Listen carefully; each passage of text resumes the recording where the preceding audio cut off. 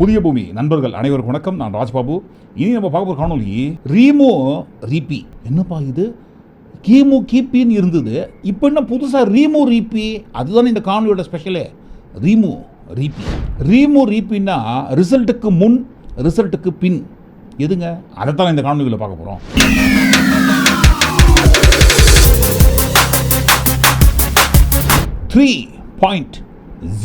Braking 3.0 braking. Narendra Modi அவர்கள் மூன்றாவது முறையாக பாருங்க பிரதமராக பதவி பொறுப்பு ஏற்று 3.0 பிரேக்கிங். நாங்கள் யார் தெரியுமான்னு இதற்கு முன்பாக வந்து காங்கிரஸ் கட்சியை சேர்ந்தவங்க எங்கள் சாதனையை அடிக்க முடியுமான்னு கேட்டிருந்தீங்க. இப்போ அடிச்சிட்டார் இல்லைங்களா மோடி அவர்கள். நேரு அவர்களுக்கு பிறகு பாருங்க தொடர்ந்து மூன்றாவது முறையாக பிரதமராக பதவி பொறுப்பு ஏற்றது பிரதமர் நரேந்திர மோடி அவர்கள் தான். ஸோ இனிமேல் நேரு அவர்கள் சாதனை கிட்ட யாராவது வர முடியுமான்னு யாராவது எங்கள் கிட்ட வந்து நீங்கள் சொன்னீங்கன்னா உங்களை கடிக்கிறதுக்கு வாய்ப்பு இருக்குன்ற ஒரு ரேஞ்சில் பாருங்கள் சாதனையை பிரேக் பண்ணிட்டாங்கன்ட்டு பெருமை பேச ஆரம்பிச்சிருக்கிற இந்த பெருமைக்கு பின்னாடி இருக்கிற பிரச்சனையை குறித்து நம்ம அடுத்து பார்ப்போம். ஆனால் பாருங்கள், இப்படி பெருமையாக நேரு அவர்கள் சாதனையை நாங்கள் நெருங்கிட்டோன்னு சொல்கிற இந்த விழா இருக்கு இல்லைங்களா, பிரதமர் பதவி ஏற்கும் விழா.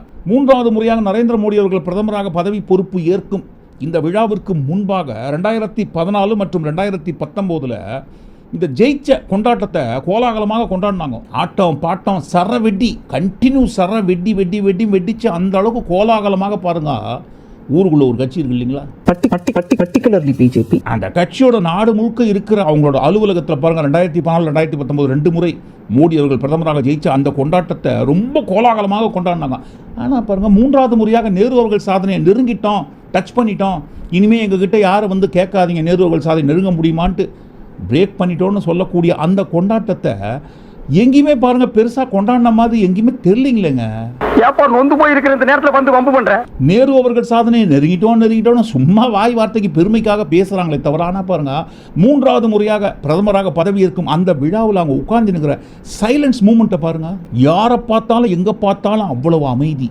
அவங்களோட முகத்தில் பாருங்க ஏதோ ஒரு 7 8 9 10 பேய்ங்க மொத்தமாக வந்து பேய் கூட்டமே வந்து அரைஞ்சா மாதிரி அவ்வளவு ஏதோ ஒரு பீதியில் இருக்கிற மாதிரி பயபீதியில் இருக்கிற மாதிரி உட்காந்துருக்கிறாங்க. 3.0 பிரேக் பண்ணிட்டாரு அப்படின்னு சொல்லக்கூடிய அந்த பிரேக்கிங் மூமெண்ட்ஸை ஏன் கொண்டாடாமல் இவ்வளவு அமைதியாக உட்காந்துருக்கிறாங்க மௌன விரதத்தில் இருக்கிற மாதிரியே.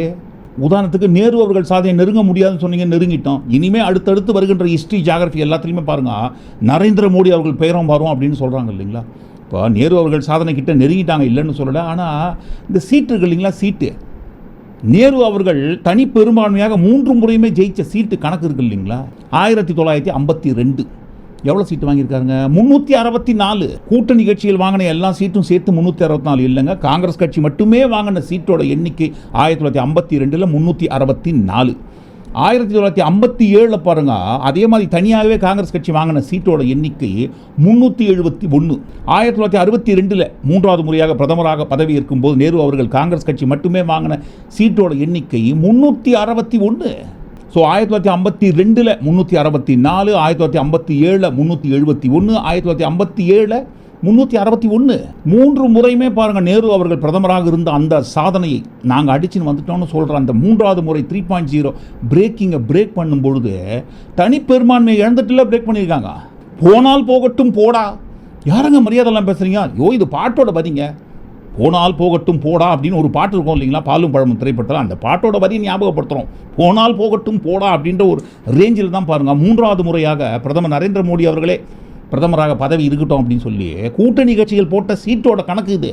240 சீட்டு மட்டுமே வாங்கி தனி பெரும்பான்மையை இழந்து ஆட்சி அமைக்க முடியாத சூழ்நிலையில் உட்கார்ந்து நிற்கும் போது டக்குன்னு பாருங்க கை கொடுத்து தூக்கி சீட்டு மூலமாக கை கொடுத்து தூக்கி 32 சீட்டை பாருங்க கூட்டணி கட்சி கொடுத்து தான் பாருங்க நரேந்திர மோடி அவர்கள் 3.0 சாதனையை பிரேக் பண்ணுறதுக்காக பிரேக்கிங் பண்ணிக்காங்க. ஒன்றும் கிடையாதுங்க.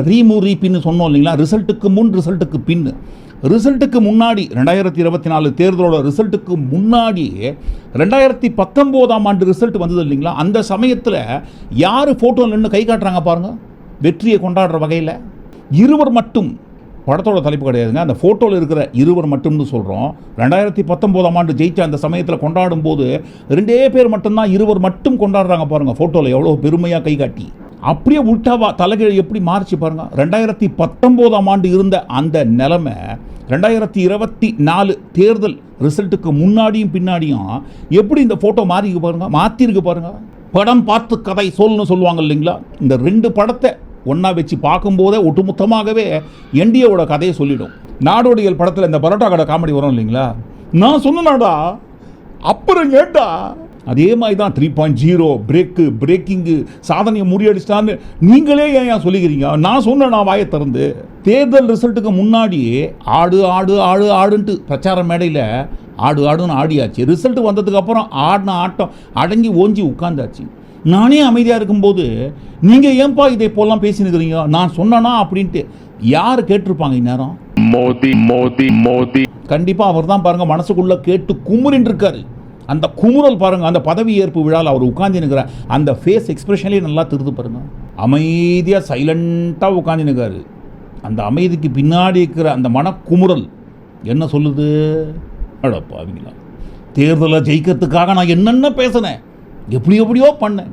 கடைசி மூமெண்ட்டில் கூட பாருங்கள் தியானம்லாம் செட்டப் பண்ணேன் 3 நாட்கள் தொடர்ந்து பண்ணுற மாதிரி. ஆனால் எதுவுமே கை கொடுக்காத நிலைமையில் தனி பெரும்பான்மையை இழந்து கூட்டணி கட்சி ஆதரவு, அதுவும் பாருங்கள் யார் கொடுக்கக்கூடாதோ, நிதிஷ்குமார் சொல்கிறார் போகிறதுக்கு, யார் கொடுக்கக்கூடாதுன்னு நினச்சனோ அவர் தலைமையிலேயே அவர் ஆதரவு கொடுத்து கட்சியில் பதவி ஏற்றுக்கிற நிலைமையில் உட்கார்ந்து நிற்கிற என்ன போய் ஏன்பா 3.0 பிரேக்கு சாதனை பண்ணிட்டான்னு சொல்லுங்கிறீங்க?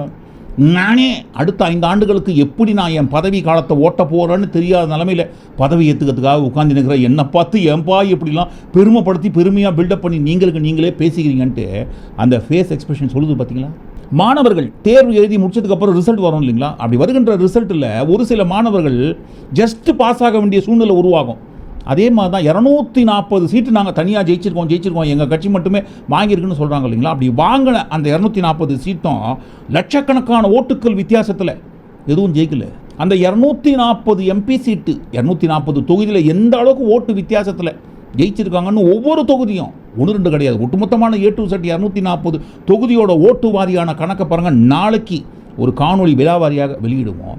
இப்போ 240 சீட்டு நாங்கள் வாங்கி ஜெயிச்சிட்டோம் அப்படின்னு சொல்கிறாங்க இல்லைங்களா. ஆனால் தமிழ்நாட்டில் ஏன் ஒரு சீட்டு கூட இவங்களால் ஜெயிக்க முடியலங்க? Comfortably will crossing 20 to 25%. Mark my words madam.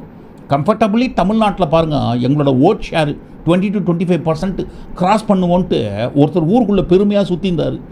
அப்படி சுற்றிட்டு 25% ஓட்டு தான் வாங்க போகிறோமேப்பா, யாரப்பா நம்ம தமிழ்நாட்டில் வேட்பாளராக நிற்க போகிறீங்க, லைனில் வந்து நில்லுங்க, லிஸ்ட்டு ரெடி ஆகிடுச்சின்னு சொல்லி ஃபஸ்ட்டில் இருக்கிறவங்களே கூப்பிட்றாங்க. வாங்க நீங்கள் வேட்பாளர் நிற்க போகிறீங்களா? ஐயோ என் பேர் எங்கே எழுதுனீங்க? என்னால் நிற்க முடியாது வேட்பாளராக, வேண்டாம் என்னால் முடியாது. தமிழ்நாட்டில் வேட்பாளர் பேரை ஃபஸ்ட்டு அறிவிக்கும் போது என்னால் முடியாதுன்னு யார் சொன்னாங்க? வேற யார் சொல்லுவாங்க? ஓஹோ செய்யப்படவில்லையோ. அவங்க பேர் தான் பாருங்க தமிழ்நாட்டில் வேட்பாளராக பட்டியலில் முதல் பேரை எடுத்து வாசிக்கும் போது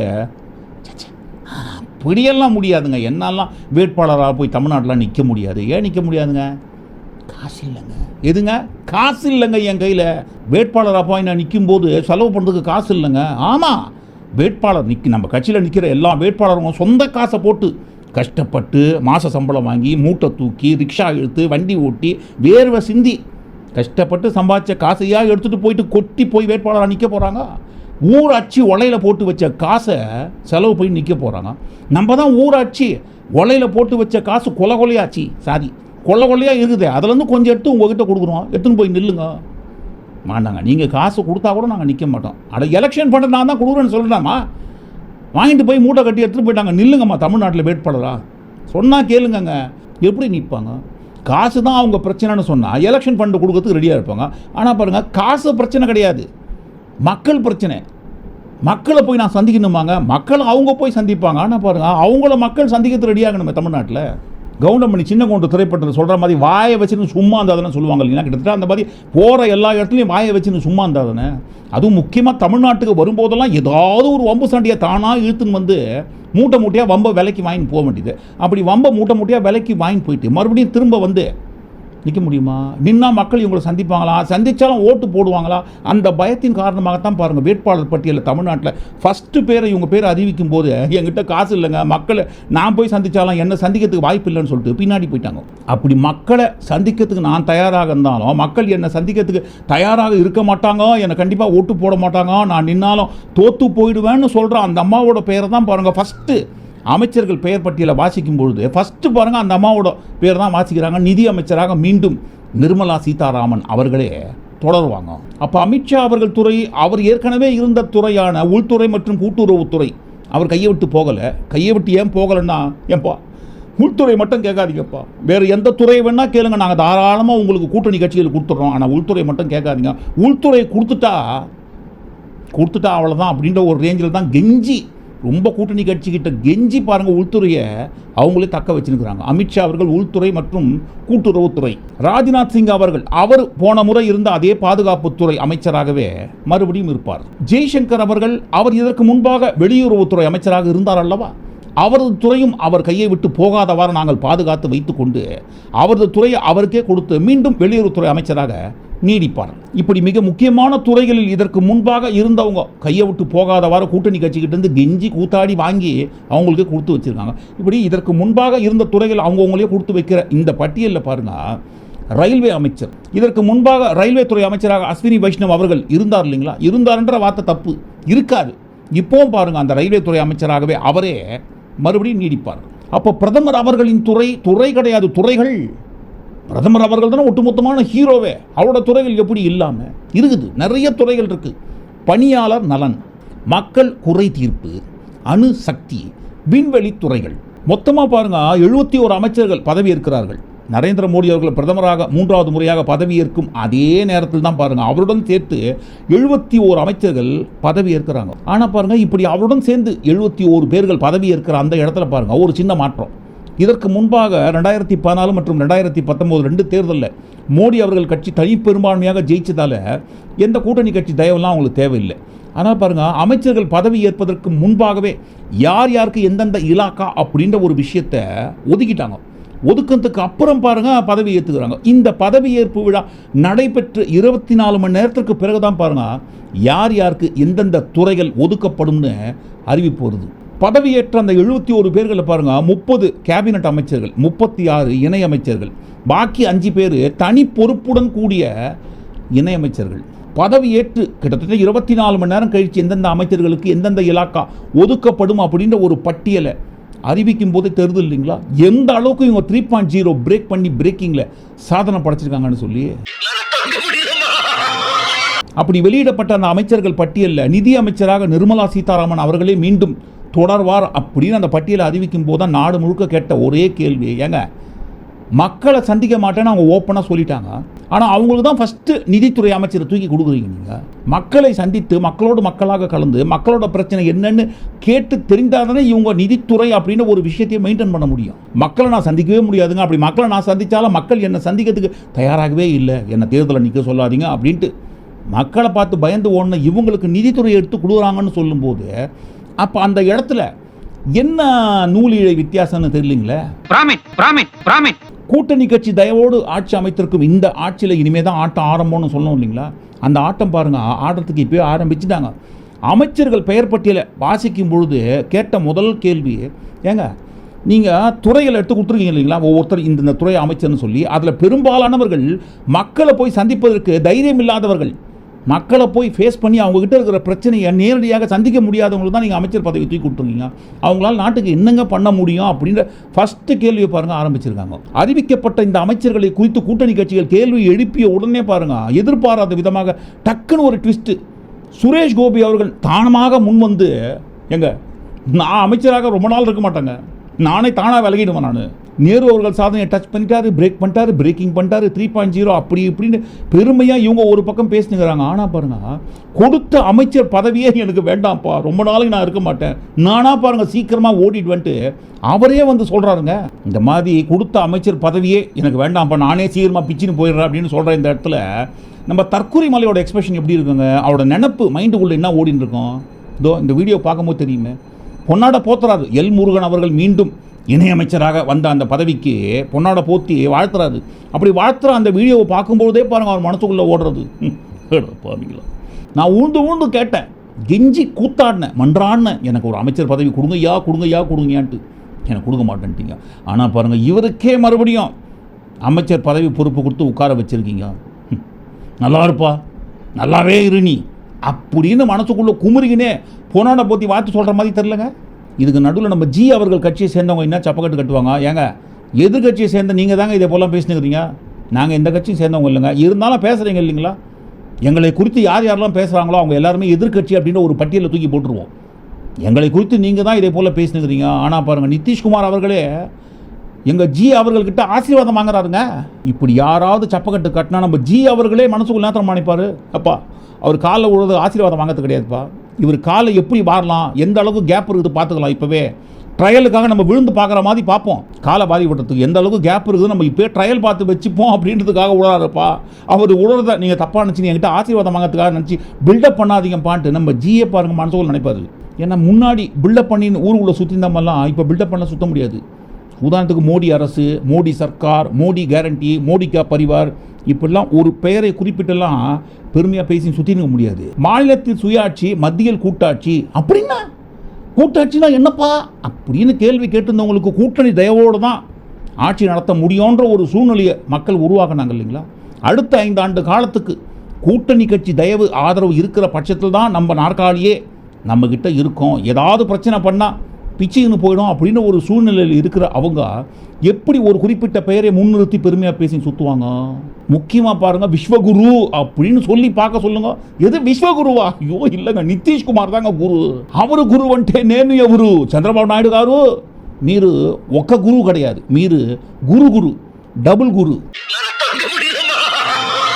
இந்தியா கூட்டணிலாம் ஒரு கூட்டணியாங்க, இப்போதைக்கு சும்மா சேர்றாங்க. சிறு பிள்ளைகள் கூட்டாஞ்சோறு கூட்டாக சேர்ந்து ஆக்கிற கணக்காக தான் பாருங்கள் கூட்டணி சேர்றாங்க. தானாக ஒவ்வொருத்தராக பிச்சின்னு போயிடுவாங்க. அந்த கூட்டணிலாம் நிலைக்காதுன்னு சொல்லியிருந்தாங்க. ஆனால் பாருங்கள், 2 மாடு வச்சுருந்தா உங்கள்கிட்ட ஒரு மாடை பிடுங்கிடுவாங்க அப்படின்னு எந்த தொகுதியில் போய் பேசினாங்களோ அந்த தொகுதியில் பாருங்கள் மோடி அவர்கள் கட்சி தோற்று போச்சு. இந்தியா கூட்டணி ஜெயிச்சிருக்காங்க. 400 சீட்டு மட்டும் நீங்கள் எங்களுக்கு கொடுக்கலன்னா நாங்கள் ஜெயிக்காமல் போயிட்டா பாபர் பெயராலே பாருங்கள் ராமர் கோவில் இடிக்கப்படும் அப்படின்னு சொன்ன அந்த தொகுதியிலே பாருங்கள் மோடி அவர்கள் கட்சி தோற்று போச்சு.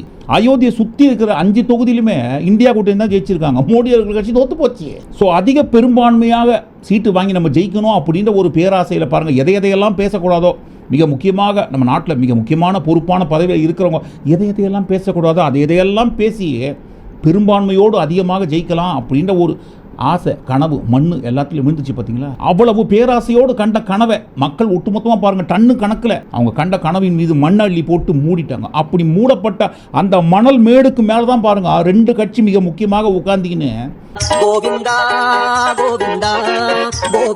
இன்னைக்கோ நாளைக்கோ இப்போவோ அப்போவோ இந்த நிலைமையில படு பயங்கரமாக இழுத்துனுகிற அடுத்த 5 ஆண்டுகளுக்கு இழுத்துன்னு போக போகிற இந்த 5 ஆண்டுகளில் ஏதாவது ஒரு நாள்லையாவது முன்னாடி கொடுத்துருந்த பில்டப்பில் ஏதாவது ஒரு பில்டப்பு, அதுவும் பாருங்கள் இஸ்லாமிய வெறுப்புணர்வை தூண்ட சொல்லுங்க பார்க்கலாம். தூண்டி தான் பாருங்களேன். அப்படி தூண்டுனா என்ன ஆகுன்னு தெரியுங்களா? அதை ஒட்டுமொத்தமாக எல்லாத்தையும் கூட்டி கட்சி இந்த காணொலிக்குள்ளே வந்த எல்லா விஷயத்தையும் கொடுத்து நீங்கள் என்ன நினைக்கிறீங்க அப்படின்னு ஒரு கருத்தில் கமெண்ட் பண்ணும்போது அதையும் சேர்த்து உங்கள் கருத்துக்களை கமெண்ட் பண்ணுங்கள். மீண்டும் இன்னொரு காணொலி நாம் சந்திப்போம். நன்றி, வணக்கம்.